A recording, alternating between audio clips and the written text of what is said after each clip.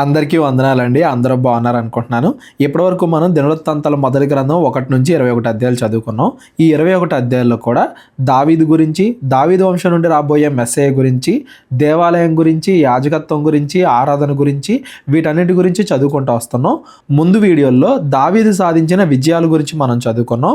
ఈ రోజు నుండి ఈ దినవృత్తాంతాల మొదటి గ్రంథం 22వ అధ్యాయం నుండి దేవాలయం, యెరూషలేములో కట్టబడిన దేవాలయానికి ప్రిపరేషను, దానికి ఏర్పాట్లు ఎలా జరిగాయి, ముందుగా ఎలా సిద్ధపడ్డారు అనేది ఈరోజు మనం చదువుకుంటూ వెళ్తాం. మనందరికీ తెలుసు ఏమని, యెరూషలేములో దేవాలయాన్ని సొలొమోను కాలంలో కట్టించాడు అని. అయితే దావీదు తాను బతుకున్నప్పుడే ఆ దేవాలయానికి కావలసిన చాలా ఏర్పాట్లు పూర్తి చేశాడు. దేవాలయం అనేది సొలొమోను కాలంలో నిర్మింపబడినప్పటికీ దానికి కావలసిన ఏర్పాట్లు, ముందుగా సిద్ధపాటు అదంతా కూడా దావీదు కాలంలోనే జరిగింది అనేది మీరు గుర్తుపెట్టుకోండి.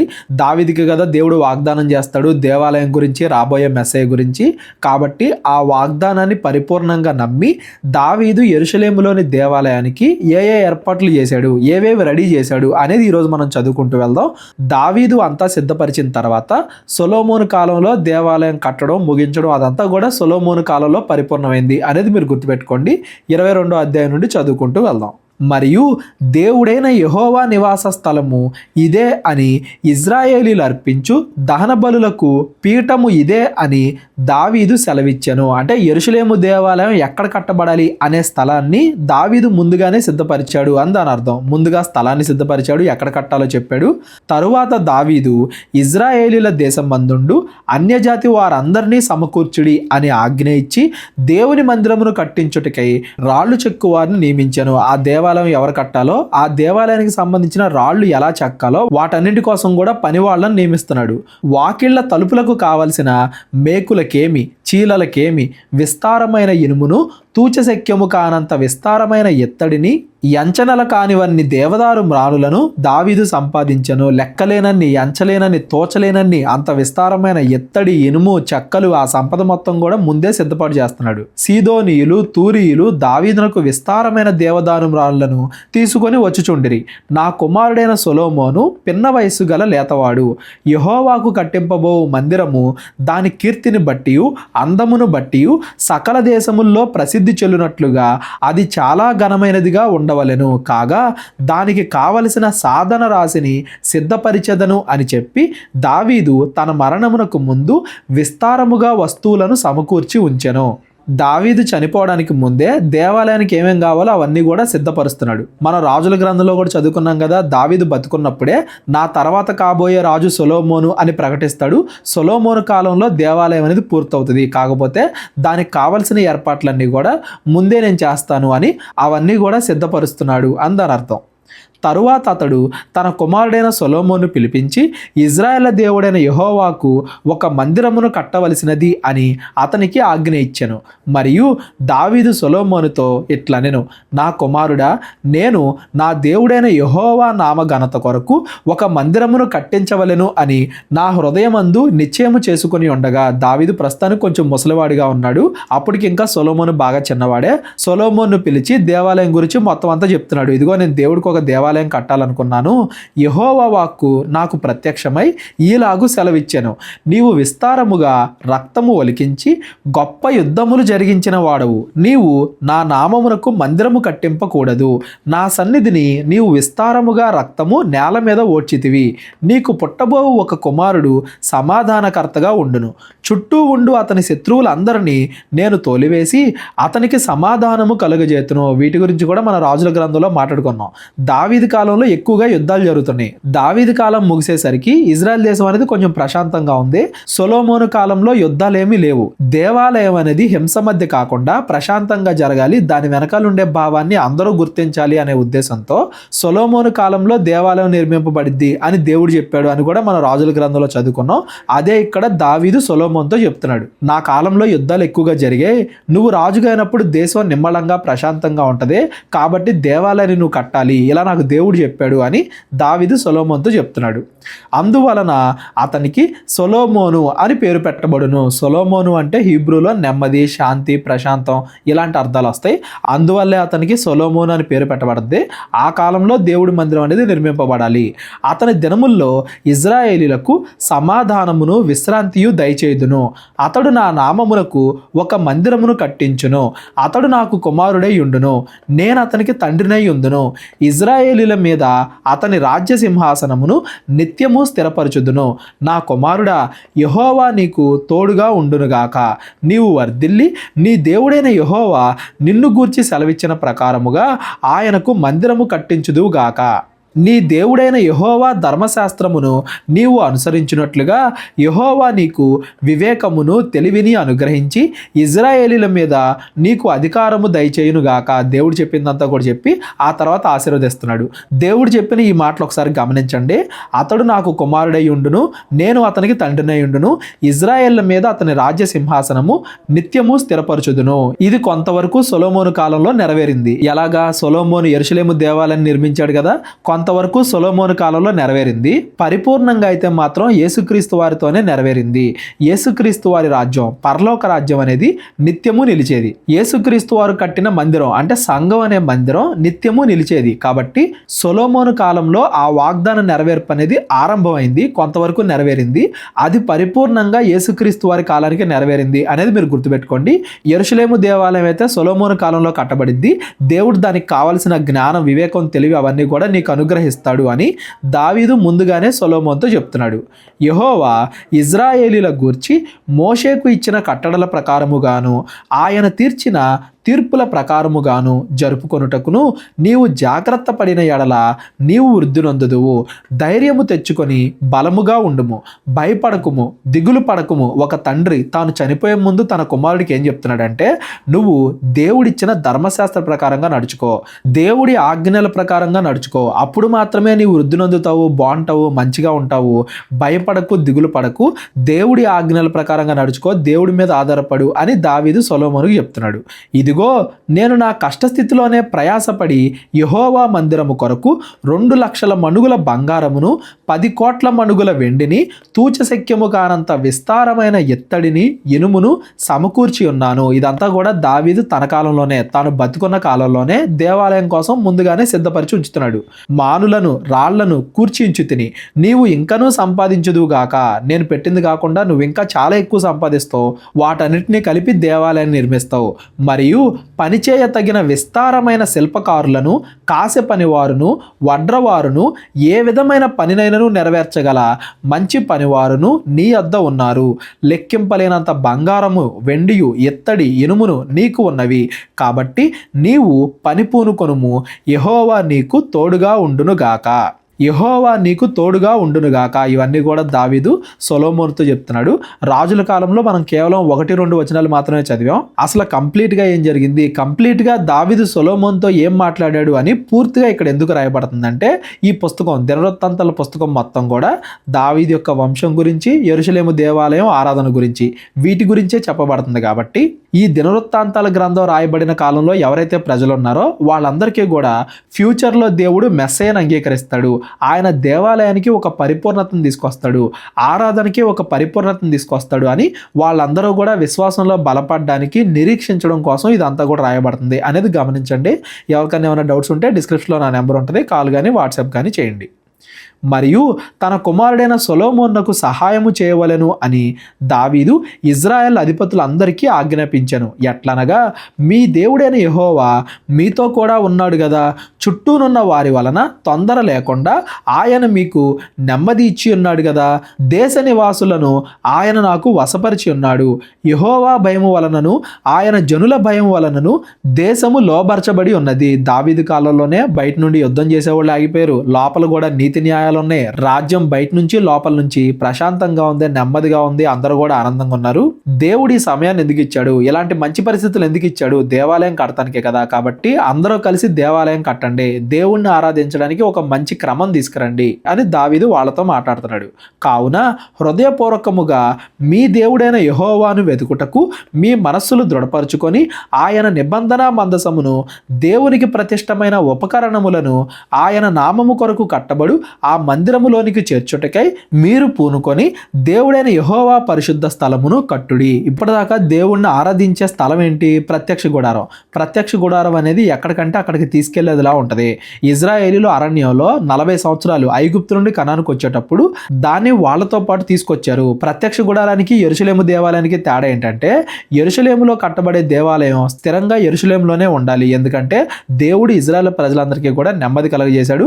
ఇంకా ఇజ్రాయెల్ అందరూ ఇక్కడే ఉంటారు, నెమ్మదిగా ఉంటారు. ఈ దేశాన్ని దేవుడు ఇజ్రాయెల్కి ఇచ్చాడు కాబట్టి మనందరం కూడా దేవుడిని ఇక్కడే ఆరాధించడానికి ఒక పరిపూర్ణ ఏర్పాటు చేయండి అని దావీదు తాను చనిపోయే ముందే సొలొమోనుకి, తన దగ్గర పనిచేసే వాళ్ళకి, వాళ్ళందరికీ కూడా నీట్గా ఆజ్ఞాపించాడు. దినవృత్తాంతాల మొదటి గ్రంథం 23వ అధ్యాయం. దావీదు ఏండ్లు నిండిన వృద్ధుడాయను గనుక అతడు తన కుమారుడైన సొలొమోన్ను ఇజ్రాయేల్ మీద రాజుగా నియమించెను. దావీదు ముసలి వయసులో ఇంకా చనిపోతున్నాడు అన్నప్పుడు సొలొమోన్ని ఇజ్రాయేల్ అందరి మీద రాజుగా నియమించాడు. ఈ సొలొమోను రాజుగా ఎలా అయ్యాడు ఇదంతా కూడా మన రాజుల గ్రంథంలో చదువుకున్నాం. ఈ సొలొమోను ఎలా రాజు అయ్యాడు అనే దానికంటే కూడా దేవాలయ నిర్మాణం కోసం దావీదు ఏం చేశాడు, సొలొమోను ఏం చేశాడు అనేదే ఈరోజు మనం ఎక్కువగా చదువుకుంటాం. దేవాలయానికి సంబంధించి తర్వాత ఏం జరిగింది చదువుకుంటూ వెళ్దాం. మరియు అతడు ఇజ్రాయేళ్ల అధిపతులందరినీ, యాజకులను, లేవీలను సమకూర్చెను. ఇజ్రాయేల్ అధిపతులు అంటే ఇజ్రాయేల్ 12 గోత్రాలకి ఎవరెవరైతే అధిపతులు ఉంటారో వాళ్ళు, వాళ్ళ కుటుంబాలు, అధిపతుల్ని, యాజకుల్ని, లేవీల్ని అందరినీ సమకూర్చాడు. యాజకులు, లేవీలు అని ఎందుకు సపరేట్గా చెప్పబడిందంటే లేవీల్లో ఎవరెవరైతే అహరోను వంశం వాళ్ళు ఉంటారో వాళ్ళను మాత్రమే యాజకులు అంటారు, మిగతా వాళ్ళందరూ లేవీలు. యాజకులందరూ లేవీలే కానీ లేవీలందరూ యాజకులు కాదు, అది మీరు గుర్తుపెట్టుకోండి. ఇజ్రాయేల్ అధిపతుల్ని, యాజకుల్ని, లేవీల్ని అందరినీ కూడా పిలిచాడు. అప్పుడు లేవీలు 30 సంవత్సరములు మొదలుకొని అంతకు పై వయస్సు గలవారు కవిలలో చేర్చబడిరి. వారి సంఖ్య 38,000 పురుషులు. అంతమంది వచ్చారు, అంతమందిని గ్యాదర్ చేశాడు సొలొమోను. వీరిలో 24,000 మంది యెహోవా మందిరపు పని విచారించువారుగాను, 6,000 మంది అధిపతులుగాను న్యాయాధిపతులుగాను ఉండిరి. 4,000 మంది ద్వారపాలకులుగా నియమింపబడిరి. మరి 4,000 మంది స్తుతి చేయు నిమిత్తమై దావీదు చేయించిన వాద్య విశేషములతో యెహోవాను స్తుతించువారిగా నియమింపబడిరి. మరలా ఒకసారి చూద్దాం చూడండి. 24,000 మంది యెహోవా మందిరపు పని. యెహోవా మందిరపు పని ఏంటి? ఆ దేవాలయంలో అర్చనలు, బలులు, అక్కడ జరగాల్సిన ఆరాధన అదంతా కూడా విచారించేవాళ్ళు, అంటే అదంతా కూడా చూసుకునేవాళ్ళు. 6,000 మంది అధిపతులు, న్యాయాధిపతులు. ధర్మశాస్త్రంలో జనాలు ఇలాంటి పనులు చేసినప్పుడు యాజకులు ఎలా న్యాయం తీర్చాలి అని మనకి చాలా చెప్పబడ్డాయి కదా. సంఖ్యాకాండంలో, లేవి కాండంలో, ద్వితీయోపదేశ కాండంలో దేవుడి వాక్యం ప్రకారంగా ప్రజలకి న్యాయం తీర్చడానికి 6,000 మంది. 4,000 మంది ద్వారపాలకులుగా నియమింపబడ్డారు. ద్వారపాలకులు అంటే లోపలికి ఎవరు వస్తున్నారు, ఎవరు వెళ్తున్నారు, ఆ లోపలికి వచ్చిన వాళ్ళందరూ కూడా వాక్య ప్రకారంగానే ప్రవర్తిస్తున్నారా, ఏవైతే దేవాలయం బయట జరగాలో అవి దేవాలయం బయట, ఏవైతే దేవాలయం లోపల జరగాలో అవి దేవాలయం లోపల, ఇవన్నీ కూడా కరెక్ట్గానే జరుగుతున్నాయా అనేదానికి 4,000 మంది. ఇంకో 4,000 మంది యెహోవాని స్తుతించువారు. Different instruments. ఈ మధ్య కొంతమంది దేవుడిని ఆరాధించేటప్పుడు సంఘాల్లో ఎటువంటి మ్యూజిక్ ఇన్స్ట్రుమెంట్స్ ఉండకూడదు అంటూ ఉంటారు. అలా కాదండి.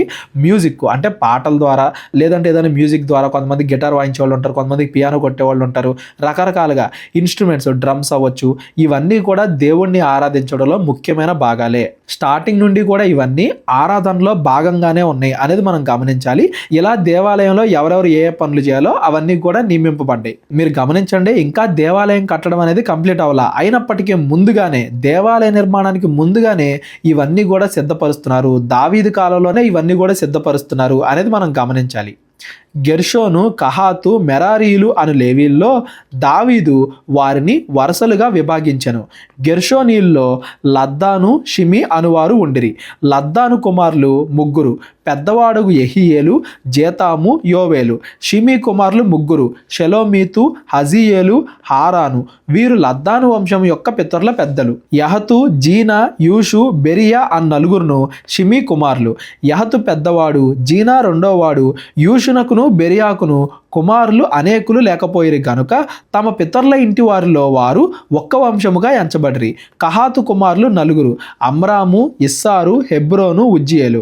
అమ్రాము కుమారులు అహరోను, మోషే. అహరోన్ను అతని కుమారులను నిత్యము అతి పరిశుద్ధమైన వస్తువులను ప్రతిష్ఠించుటకును, యెహోవా సన్నిధిని ధూపం వేయుటకును, ఆయన సేవ జరిగించుటకును, ఆయన నామమును బట్టి జనులను దీవించుటకును ప్రత్యేకించబడిరి. ఈ వంశావళి గురించి ఈ దినవృత్తాంతాలు మొదటి 9 అధ్యాయాల్లో మనం చదువుకున్నాం, సంఖ్యాకాండంలో కూడా చదువుకున్నాం.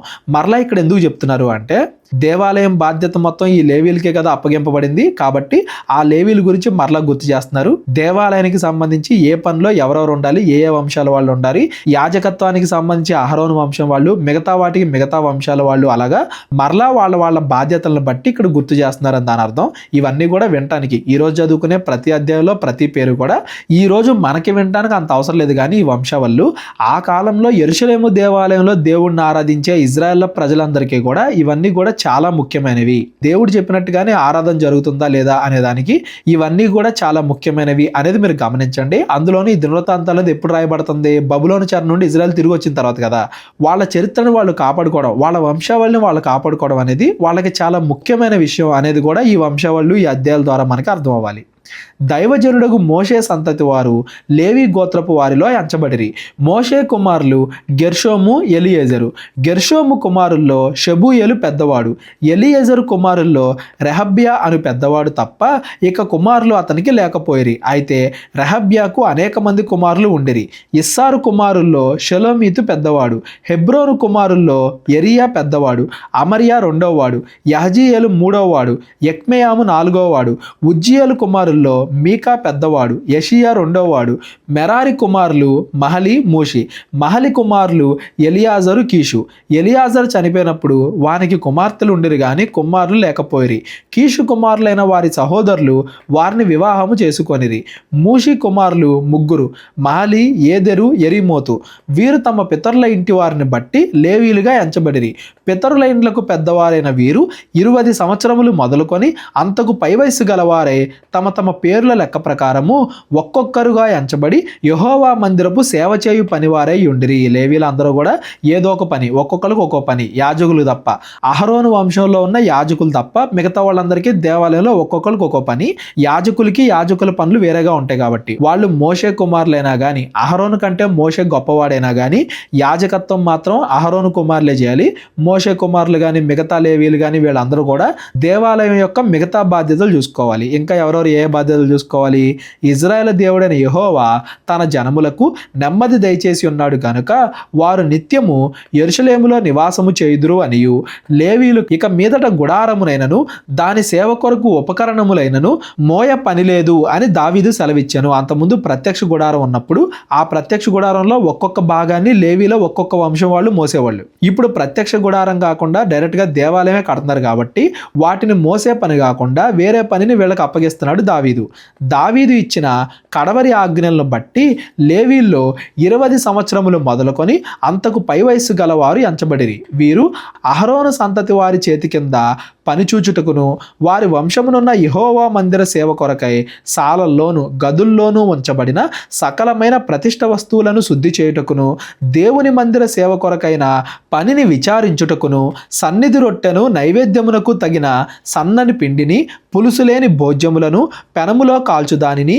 పేల్చుదానిని నానా విధములైన పరిమాణములు గల వాటిని కొలత గల వాటిని విచారించుటకును అనుదినము ఉదయ సాయంకాలముల యందు యెహోవాను గూర్చిన స్తుతిపాటలు పాడుటకును విశ్రాంతి దినముల్లోను అమావాస్యల్లోను పండుగల్లోను యెహోవాకు దహన బలులను అర్పింపవలసిన సమయములన్నింటిలోనూ లెక్కకు సరి అయిన వారు వంతు ప్రకారము నిత్యము యెహోవా సన్నిధిని సేవ జరిగించుటకును నియమింపబడిరి. ఈ పనులన్నీ కూడా లేవీలకు అప్పగించాడు దావీదు. వీళ్ళందరూ కూడా అహరోను యొక్క సంతానం, అంటే యాజకుల కింద పనిచేసేవాళ్ళు, యాజకుల పనికి సహాయం చేసేవాళ్ళు. ఇంకా ప్రత్యక్ష గుడారాన్ని మోసే పని వీళ్ళకి లేదు కాబట్టి వీళ్ళందరికీ కూడా వేరే పనులు అప్పచెప్పాడు దావీదు. ఇదంతా కూడా దేవాలయంలో తర్వాత ఆరాధన ఎలా జరగాలి అనే దానికి సంబంధించిన పనులు. సమాజపు గుడారమును కాపాడుటయు పరిశుద్ధ స్థలమును కాపాడుటయు యెహోవా మందిరపు సేవతో సంబంధించిన పనులలో వారి సహోదరులకు అహరోను సంతతి వారికి సహాయము చేయుటకుయు వారికి నియమింపబడిన పని అయి ఉన్నది. ఈ పనులన్నీ కూడా దావీదు లేవీలకు అప్పచెప్పాడు. దినవృత్తాంతాల మొదటి గ్రంథం 24వ అధ్యాయం. అహరోను సంతతి వారికి కలిగిన వంతులేవనగా. ఇప్పుడు దాకా లేవీల గురించి మనం మాట్లాడుకున్నాం. యాజకులుగా ఉండే అహరోను వంశం గురించి ఇప్పుడు చెప్తున్నారు. ఎవరెవరో అహరోను కుమారులు నాదాబు, అబీహు, ఎలియాజరు, ఈతామారు. నాదాబును అబీహును సంతతి లేకుండా తమ తండ్రి కంటే ముందుగా చనిపోయారు గనక వీళ్ళు ఎలా చనిపోయారు? ప్రత్యక్ష గుడారంలోనికి దీపవృక్షం కాకుండా వేరే అగ్నిని తీసుకెళ్ళి అక్కడ చనిపోయారని మనం చదువుకున్నాం కదా. వీళ్ళు ముందుగానే సంతానం లేకుండా చనిపోయారు గనుక ఎలియాజరును, ఈతామారును యాజకత్వము జరుపుచూ వచ్చిరి. దావీదు ఎలియాజరు సంతతి వారిలో సాదోకును, ఈతామారు సంతతి వారిలో అహీమెలుకును ఏర్పరిచి వారి వారి జనము యొక్క లెక్కను బట్టి పని నియమించెను. వారిని ఏర్పరచుటలో ఈతామారు సంతతి వారిలోని పెద్దల కంటే ఎలియాజరు సంతతి వారిలోని పెద్దలు అధికులుగా కనబడిరు గనుక ఎలియాజరు సంతతి వారిలో 14 తమ పితరుల ఇంటికి పెద్దలుగాను, ఈతామారు సంతతి వారిలో 8 మంది తమ తమ పితరుల ఇంటి వారికి పెద్దలుగాను నియమింపబడిరి. ఎలియాజరు సంతతిలోని వారును ఈతామారు సంతతి వారిలోను కొందరు దేవునికి ప్రతిష్ఠితులకు అధికారులై ఉండిరి కనుక తాము పరిశుద్ధ స్థలమునకు అధికారముగా ఉండుటకై చీట్లు వేసి వంతులు పంచుకొనిరి. పైనేమో లేవీల పనులు మాట్లాడుకున్నాం, ఇప్పుడేమో యాజకుల పనులు. అహరోను కుమారులైన ఎలియాజరు, ఈతామారు వాళ్ళ యొక్క సంతానంలో ఎవరెవరైతే ఉన్నారో వాళ్ళందరికీ కూడా ఇప్పుడు ఏ ఏ పనులు చేయాలో నిర్ణయిస్తున్నారు. ఆ పనులని కూడా ఎలా నిర్ణయిస్తున్నారు? చీట్లు వేసి. చీట్లు ఎందుకు? ఎవరికి అన్యాయం జరగట్లేదు, అదంతా కూడా దేవుడి నిర్ణయం అన్నట్టుగా పక్షపాతం లేకుండా నిర్ణయాన్ని దేవుడికే వదిలేస్తూ చీట్లు వేస్తున్నారు అని దాని అర్థం. లేవీల్లో శాస్త్రిగా ఉన్న నెతనేలు కుమారుడగు షమయ రాజు ఎదుటను, అధిపతుల ఎదుటను, యాజకుడైన సాదోకు ఎదుటను, అబ్యాతారు కుమారుడైన అహీమెలుకు ఎదుటను, యాజకుల ఎదుటను, లేవీల ఎదుటను, పితరుల ఇండ్ల పెద్దలైన వారి ఎదుటను వారి పేర్లు దాఖలు చేసెను. ఒక్కొక్క పాత్రలో నుండి ఒక పితరుని ఇంటి చీటి ఎలియాజరు పేరిటను, ఇంకొకటి ఈతామారు పేరిటను తీయబడెను. వాళ్ళ వంశంలో ఉన్న వాళ్ళందరి పేర్లు రాసి చీటీలు తీస్తున్నారు. ఒకటి ఆ వంశం, ఒకటి ఈ వంశం అన్నట్టుగా.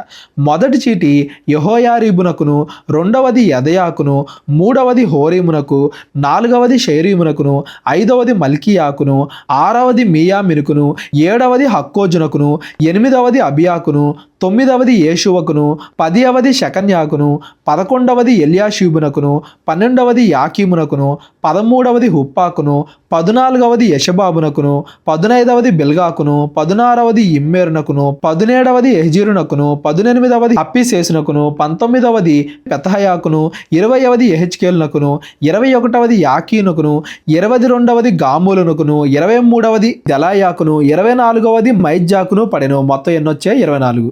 ఈ 24ని వంతులు అంటారనమాట. అంటే ఈ వంశం వాళ్ళు కొంతకాలం, మరలా వాళ్ళ తర్వాత ఇంకో వంశం, మరలా వాళ్ళ తర్వాత ఇంకో వంశం, అలా మొత్తం 24 వంశాలు వస్తాయి. 24వ వంశం అయిపోయిన తర్వాత మరలా మొదటి వంశం, అలాగా వంతుల వారీగా ఒకరి తర్వాత ఒకరు దేవాలయం యొక్క బాధ్యతలు అనేవి నిర్వహిస్తారు. అంటే ఈసారి ఒకళ్ళు నిర్వహించారంటే మరలా వచ్చేసారి ఇంకొకళ్ళు, ఆ మరలా వచ్చేసారి ఇంకొకళ్ళు, అలాగా 24 వంశాల మధ్య పని అనేది తిరుగుతూ ఉంటుంది. 24ది అయిపోయిన తర్వాత మరలా మొదటిది, అలాగా దేవాలయం యొక్క పనిని పంచుకున్నారు అని దాని అర్థం. ఇందులో మీరు అబియా అనే పేరు గుర్తుపెట్టుకోండి. కొత్త నిబంధనలో మనకి బాప్తిస్మిచ్చి యోహాను కనపడతాడు కదా, ఆ బాప్తిస్మిచ్చి యోహానుకు తండ్రి అయిన జకరియా ఈ అబియా అనే తరగతికి చెందినవాడు, ఆ వంతులో ఆ వంశం వాడు అనేది మీరు గుర్తుపెట్టుకోండి.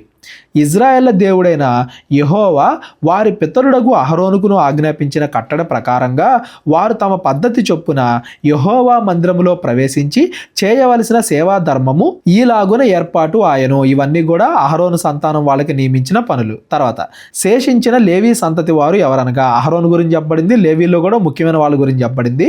ఇంకెవరెవరైతే మిగిలిపోయారో వాళ్ళ గురించి ఇక్కడ. అమ్రాము సంతతిలో షూబాయేలును, షూబాయేలు సంతతిలో యెహద్యాహును, రెహబ్యా ఇంటిలో అనగా రెహబ్యా సంతతిలో పెద్దవాడైన ఇషియామును, ఇస్సారీయుల్లో షెలోమోతును, షెలోమోతు సంతతిలో యహతును, హెబ్రోను సంతతి వారిలో పెద్దవాడైన యెరియా, రెండవ వాడైన అమర్యా, మూడవ వాడైన యహజీయేలు, నాలుగవ వాడైన ఎక్వియామును, ఉజ్జియేలు సంతతిలో మీకాయును, మీకా సంతతిలో షామీరును, ఇషియా సంతతిలో జకర్యాయును, మెరారి సంతతిలో మహలి, మూషి అనువారును, యహజీయాహు సంతతిలో బెనోయును. యహజీయాహు వలన మెరారికి కలిగిన కుమారులు ఎవరనగా బెనోషహము, జక్కూరు, ఇబ్రి. మహలికి ఎలియాజరు కలిగెను, వీనికి కుమారులు లేకపోయిరి. కీషు ఇంటి వారు అనగా కీషు కుమారుడు యెరహ్మేలు. మూషి కుమారులు మహలి, ఏదెరు, యెరీమోతు. వీరు తమ పితరుల ఇండ్లను బట్టి లేవీలు.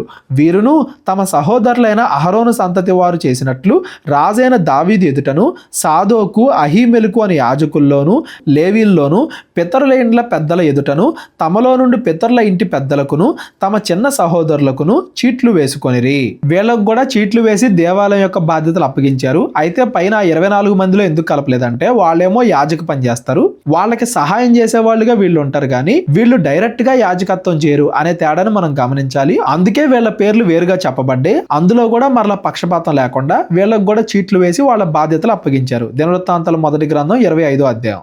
మరియు దావీదును సైన్యాధిపతులను ఆసాపు, హేమాను, యెదుతూను అను వారి కుమారుల్లో కొందరిని సేవ నిమిత్తమై ప్రత్యేకపరిచి సితారాలను, స్వరమండలములను, తాళములను వాయించుచు ప్రకటించినట్లుగా నియమించరి. కొంతమంది సువార్థికుల్ని మ్యూజిక్ వాయిస్తూ వాక్యం ప్రకటించే వాళ్ళుగా నియమించాడు దావీదు.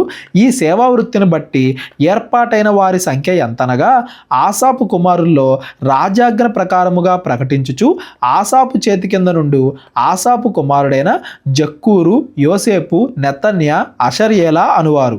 యెదుతూను సంబంధుల్లో స్తుతి పాటలు పాడుచు యెహోవాను స్తుతించుటకై సితారాను వాయించుచు ప్రకటించుచు తమ తండ్రి అయిన యెదుతూను చేతి కింద నుండి యెదుతూను కుమారులైన గెదల్యా, జెరి, యెషయా, షిమి, హషబ్య, మత్తిత్యా అను 6.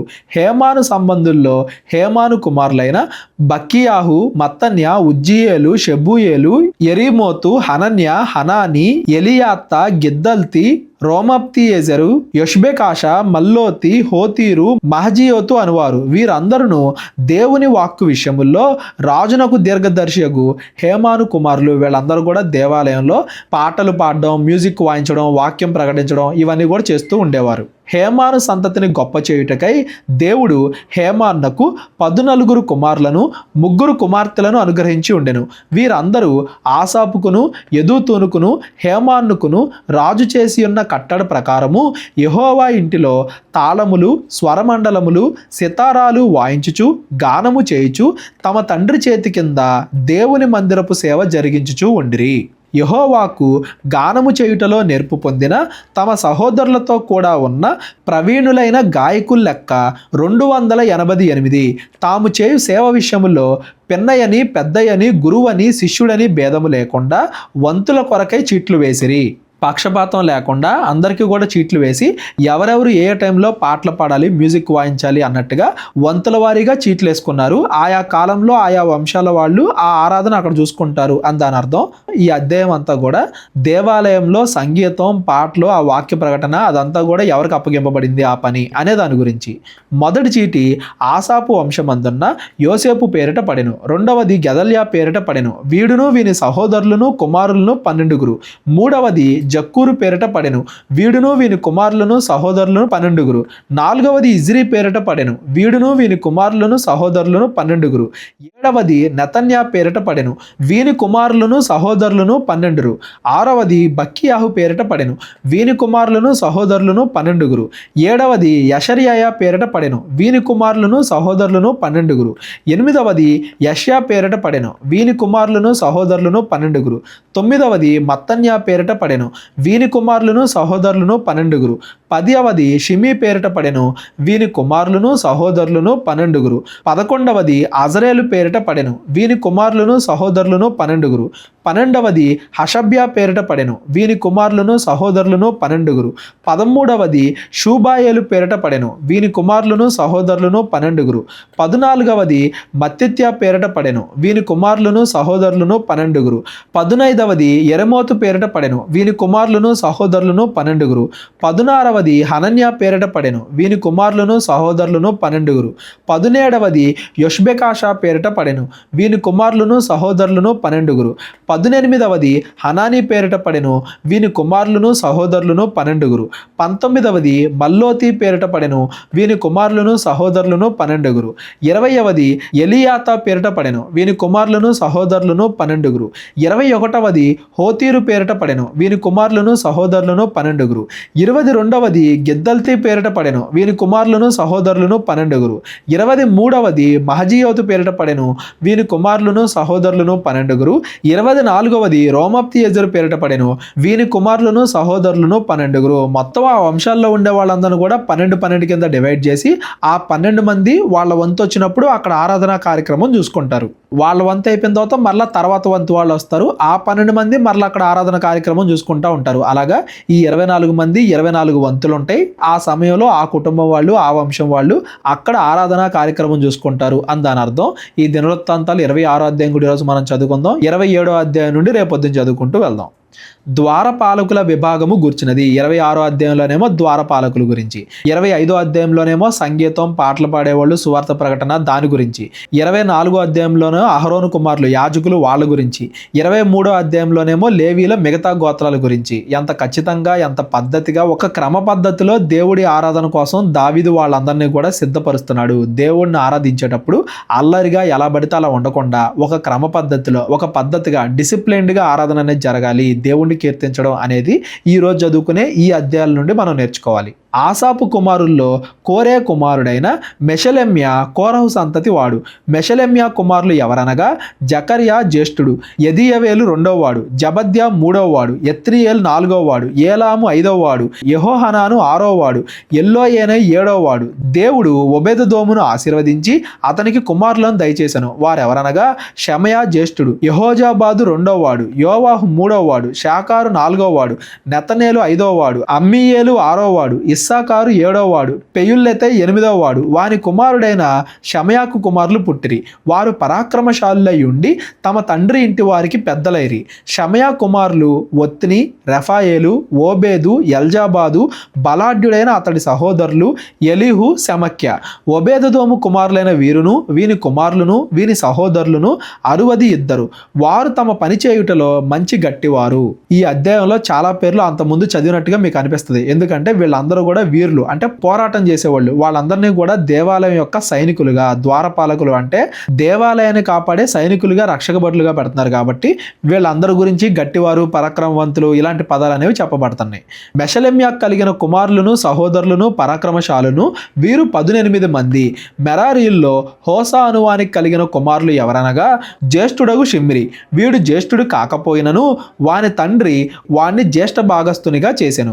రెండవ వాడు హిల్కియా, మూడవ వాడు టెబల్యాహు, నాలుగవ వాడు జకర్యా. హోసా కుమారులు, సహోదరులు అందరూ కలిసి 13. ఈలాగున ఏర్పాటైన తరగతులను బట్టి యెహోవా మందిరములో వంతుల ప్రకారముగా తమ సహోదరులు చేయునట్లు సేవ చేయుటకు ఈ ద్వారపాలకులు అనగా వారిలోని పెద్దలు జవాబుదారులుగా నియమింపబడిరి. ద్వారపాలకులుగా వీళ్ళందరినీ కూడా నియమించారు. దేవాలయాన్ని కాపాడే బాధ్యత వీళ్ళందరిది. చిన్నలకేమి, పెద్దలకేమి పితరుల ఇంటి వరసను బట్టి ఒక్కొక్క ద్వారమునద్ద కావలి ఉండుటకై వారు చీట్లు వేసిరి. తూర్పు తట్టు కావలి షెలెమ్యాకు పడెను. వివేకము గల ఆలోచనకర్త అయిన అతని కుమారుడగు జకర్యాకు చీటీ వేయగా ఉత్తరపు తట్టు కావలి వానికి పడెను. ఒబేదెదోముకు దక్షిణపు వైపు కావలియు, అతని కుమారులకు అసుప్పీమను ఇంటి కావలియు పడెను. వాళ్ళందరిలో ఎవరెవరు ఏ పని చేయాలి అనేది కూడా చీటీలు వేసి తేల్చుకుంటున్నారు. అంటే నిర్ణయాన్ని దేవుడికే వదిలేశారు. అలాగా వాళ్ళందరికీ కూడా వాళ్ళ పనులు అప్పచెప్పబడుతున్నాయి అని దాని అర్థం.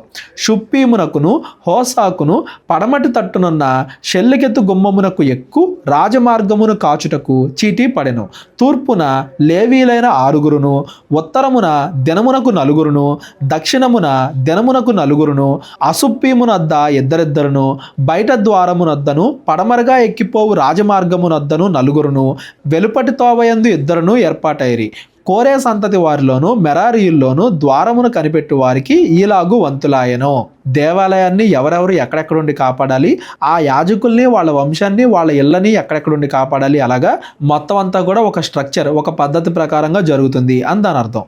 కడకు లేవీల్లో అహియా అనువాడు దేవుని మందిరపు బొక్కసమును ప్రతిష్ఠితమగు వస్తువుల బొక్కసములను కాచువాడుగా నియమింపబడెను. బొక్కసములు అంటే దానికి సంబంధించిన ఆస్తి, కానుకలు, ఆ విలువలు అవన్నీ కూడా, ఆ సంపద అంతా కూడా రక్షించే బాధ్యత అహియా కుటుంబానిది. లద్దాను కుమారులు 2 గూర్చినది. ఈ లద్దానికి ఏం పని అప్పగింపబడినది? గెర్షోనీయుడైన లద్దాను కుమారులు అనగా గెర్షోనీయులై తమ పితరుల ఇండ్లకు పెద్దవారై ఉన్న వారిని గూర్చినది. యెహీయేలి కుమారులైన జేతామును వాని సహోదరుడైన యోవేలును యెహోవా మందిరపు బొక్కసములను కాయువారు. అమ్రామీయులు, ఇస్సారీయులు, హెబ్రోనీయులు, ఉజ్జియేలీయులు అనువారు గుర్చినది.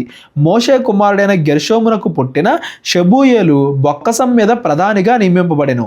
ఎలియేజరు సంతతి వారగు షెబూయేలు సహోదరులు ఎవరనగా వాని కుమారుడైన రెహబ్యా, రెహబ్యా కుమారుడైన యష్యా, యష్యా కుమారుడైన యెహోరాము, యెహోరాము కుమారుడైన జిక్రీ, జిక్రీ కుమారుడైన షెలోమీతు. యెహోవా మందిరము ఘనముగా కట్టించుటకై రాజైన దావీదును పితరుల ఇంటి పెద్దలను, సహస్రాధిపతులను, శతాధిపతులను, సైన్యాధిపతులను యుద్ధముల్లో పట్టుకొని ప్రతిష్ఠించిన కొల్ల సొమ్ము ఉన్న బొక్కసములకు షెలోమీతును వాని సహోదరులను కావలి కాయువారై ఉండిరి.